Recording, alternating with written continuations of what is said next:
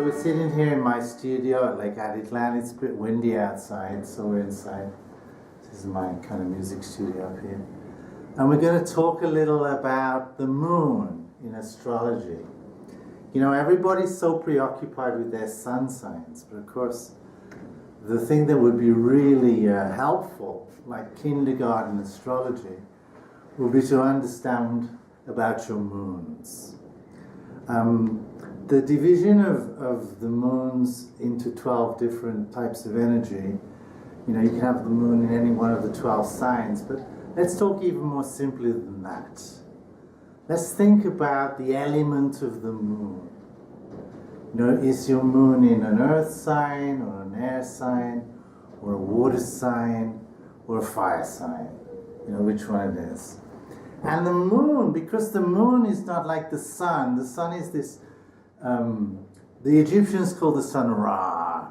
It's this energy of expression, this kind of heartfulness that you have, which is symbolized by the energy of the sun. The moon is the same size as the sun from our view, but it's always just reflecting things.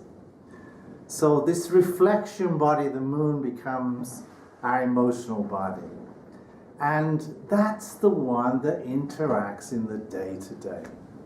So if I could cut the divorce rate in half, I'd do it by, in kindergarten, separating all the kids out into, okay, let's put the earth moons over there, and the fire moons over here, and the earth moon, the water moons over there, and the air moons over here.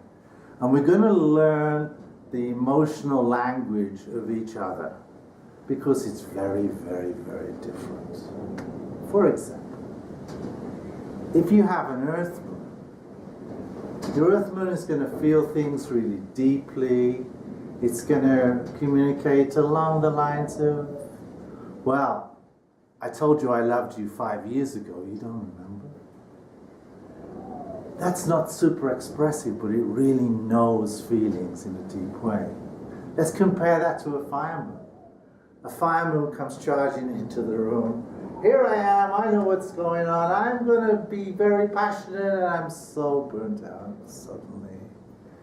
So the fire moons, you know, come through with a lot of energy and quick fireness about things.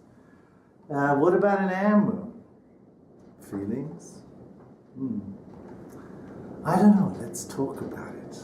Air, talking about feelings. And a water moon. My God, you've got to hold a water moon before they feel safe enough to express, because they're always going to be so sensitive about things. So these are different languages. Now, if we learn the languages of the moons, then we can learn how to get on with each other much better. So, a natural combination is between an earth moon and a water moon. Because earth and water, the form of water is always to flow and to flow more deeply, but the form of earth, but earth holds water.